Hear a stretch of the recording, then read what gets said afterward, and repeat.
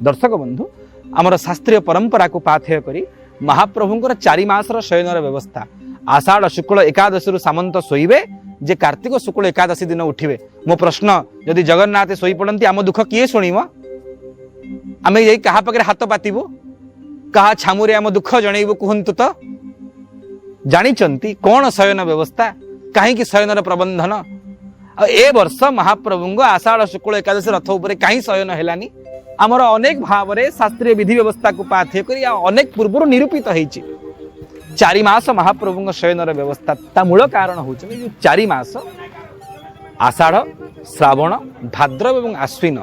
ये समय वर्षा वित्पात समग्र भारत वर्ष लगी रही है। भारत हूँ समग्र पृथ्वीर एकमात्र देश जो 6टी ऋतु अनुभूत होता है तन्मध्य ये 4 मासरे वर्षा होता है। तेणु वर्षा काल जहाँ चातुर्मास्य काल बोली संबोधन करा जाई थाए ए समय रे महाप्रभुंकर भजन ध्यान तांकर चिंतार निमग्न रहिबार व्यवस्था रही। आमर पौराणिक व्यवस्था को पाथेय करी जेतेबेले महाप्रभु बलि को पाताल को चापी देले बलि एक बर प्रार्थना करथिले कहले हे प्रभु नेकी मते आपण पाताल लोक रखुचंती आपण मो पाखे 4 मास रहिबे। विश्वास करंतु महाप्रभु 4 मास निमंते सुतळ लोक को पळांती बोली शास्त्रीय प्रमाण रही वामन पुराण अनुसार। तेणु आमर परंपरा को पाथेय जेहेतु आम 4 मास काल भजन ध्यान करूँ साधु सन्थ मैंने वर्षा बन्या जो बाहर को जापारे गोटे स्थान रही कल्पवास करेंगे भजन साधन करेंगे से निमंते चातुर्मासर प्रबंधन। तेणु ए समय आम कहू जे महाप्रभु शयन करगले महाप्रभु शुआई देलु तांकु डाकी कष्ट दे आमर दुख जनइबार व्यवस्था नहीं। यह हूँ शास्त्रीय पक्ष आमर शास्त्रीय व्यवस्था को पाथेय करी आषाढ़ शुक्ल एकादशी दिन हरिशयन होता है। आषाढ़ शुक्ल एकादशी श्रावण शुक्ल एकादशी भाद्रव शुक्ल एकादशी 2 मास पर महाप्रभु पार्श्व परिवर्तन हम तापर आउ 2 मास कार्तिक शुक्ल एकादशी महाप्रभु हरि उत्थापन हम जहाँ चतुर्मास्य बोली कहते। ए समय महाप्रभु शयन उत्सव हुए बोली शास्त्रीय व्यवस्था को पाथेय करी कहा जाय थाए। एवं जेहेतु महाप्रभु शयन करगले बोली आमे कहि थाउ ए समय कौन मंगलप्रद कार्य देव प्रतिष्ठा विवाह व्रत गृह प्रतिष्ठा न्यास कौन कार्य हुए ना आम मणिमास होती भल काम केमिति हम। तेणु से निमंते या अमंगल समय अशुभ समय बोली घोषणा करा जाय थाए कौन शुभ कार्य करा जाए ना समय तो आम नाथंकर शयन होती। दर्शक बंधु व्यवस्था रही ए वर्ष जेहेतु आमर भारतर मास गणना 2 प्रकार गोटे सौरायन गणना गोटे चंद्रायन गणना चंद्रंकर क्षय और वृद्धि रही भौगोलिक और वैज्ञानिक व्यवस्था को पाथेय करी। तेणु आपण माने समस्त जानते चंद्रंकर क्षय हुए चंद्रंकर वृद्धि हुए से कौन तिथि क्षय हेले से निमंते आमे कहू आदि त्रयोदशी 2 दिन पड़िले तेणु से निमंते चंद्रायन वर्षटा हूँ 355 दिन और सौरायन वर्ष 365 दिन। तेणु गोटे वर्ष रे चंद्रंग वर्ष 10 दिन कमी जाए प्रति 3 वर्ष को थरे गोटे चंद्र वर्ष बेसी पड़े चंद्र मास बेसी पड़े 10 गुणन 3 हूँ 30 दिन अर्थात प्रति 3 वर्ष को थरे एक चंद्रायन वर्ष रे गोटे चंद्रायन मास बेसी पड़े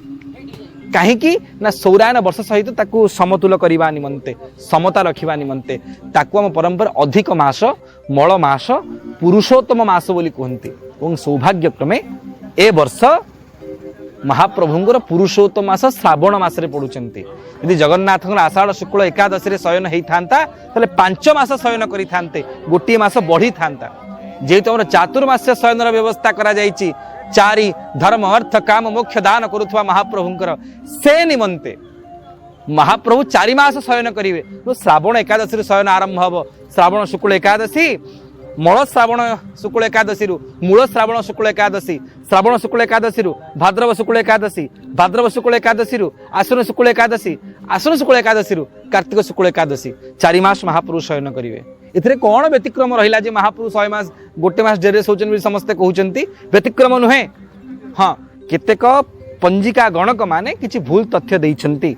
जहाँ पूर्व प्रकाशित होती विवाद सृष्टि होती तो सुप्ते जगत सुप्त हे महाप्रभु तांकर शयन मध्य दिव्य निज गीतारे भगवान स्पष्ट करुचंती जन्म कर्म चमे दिव्यं जांगर जन्म दिव्य तांग कर्म भी दिव्य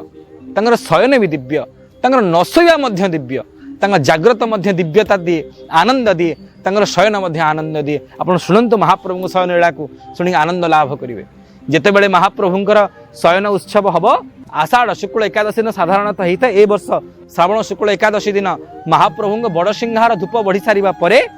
आउ थरे पानी पड़िबो महाप्रभु सम्मुखरे एवं तापरे भंडार घरु जगन्नाथଙ୍କର शयन मूर्ति अछंती। आपण आश्चर्य हेबे महाप्रभु एटी सब देवता को निर्देश दियंती तांग चलंती विग्रह मानंकु किए जिवे चंदन यात्रा करिवे, किए जिवे झूलन यात्रा करिवे, दियो जिवे दोल यात्रा करिवे। महाप्रभु आज्ञा देवे प्रत्येक रूप में महाप्रभु निजे ही जिवे तांकर उत्सव समाहित करने निमंते कोटी मदन मोहन रूप में, कोटी रामकृष्ण रूप में, कोटी चक्र नारायण रूप में, कोटी नृसिंह रूप में, कोटी राम रूप में, कोटी सुदर्शन रूप में महाप्रभु निजे जानते। आहा ए प्रकार व्यवस्था जो रही महाप्रभुर शयन मूर्ति अच्छा बड़ देउल भंडार घरे आप देखा पाए वर्तमान समय किंतु श्रावण शुक्ल एकादशी ठारू से शयन करेंगे ना कौन से व्यवस्था भंडार घरे 3 जन शयन विग्रह अच्छा महाप्रभुर जगन्नाथंकर होचंती नारायण विग्रह सुना मूर्ति शंख चक्र गदा पद्म धारण कर चतुर्भुज विग्रह बठाकुरंकर साक्षात बलभद्रंकर अनंत वासुदेव जी हल मुसल और शंख चक्र धारण कर सुवर्ण विग्रह आ माँ सुभद्रांकर भुवनेश्वरी 2टा पद्म एवं बराभया सी भी सुवर्ण मूर्ति चतुर्भुजा महाप्रभुंकर श्रावण शुक्ल एकादशी दिन यही वर्ष आज्ञामाल प्राप्ति परे भंडार घरु भंडार मेकाप सेवक रत्न सिंहासन निकट को 3 दियों को नहीं जीव आ सेठी पूजा पंडा सामंत सेवक द्वारा स्वतंत्र भाव में पंचामृत महास्नान महाप्रभुंर चलंती विग्रह को स्नान करा महाप्रभु आउ थर बड़ सिंहार वेश हम दर्शक बंधु वर्ष को 3 थर महाप्रभुंर 2 थर बड़ सिंहार वेश हुई गोटे दिन में जहाँ बल्लभ बड़ सिंहार वेश बोली कहते महाप्रभुंर बड़ सिंहार वेश ही स्वतंत्र भाव में बड़ सिंहार धूप डाकिया निमंते प्रधानी एवं तलुच सेवक हाथ पैठ सहित रोष घर आसवे आउ थर बड़ सिंहार भोग हम बल्लभ बड़ सिंहार भोग बोली कहते कर्पूर आलती वंदापना हेबे पूजा पंडा सामंत सेवकों द्वारा ये नीति समाहित हम स्वतंत्र भाव में जहाँ बल्लभ बड़ सिंहार भोग बोली आख्यायित करा जाई थाए एवं से नीति बढ़िला परे ये 3 दिन आज्ञामाल प्राप्त हुई बड़देव गोटे शयन घर अच्छी। हाँ आज्ञा ताको समुद्र घर बोली कहते कारण महाप्रभु शयन कौटी ना जलधि शयन जी समुद्र भितर शयन करती आपड़ देखिए एथर गले बड़ देउलर खट सेज घर उपरे गोटे समुद्र घर अच्छी शयन घर अच्छी से कोठ सुआसिया सेवक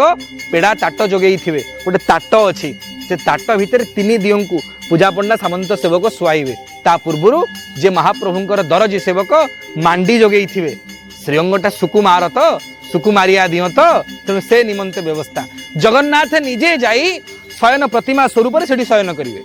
ये महाप्रभु शयन उत्सव अर्थात सेठी महाप्रभुंर पेड़ा ताट भितर 3 मूर्ति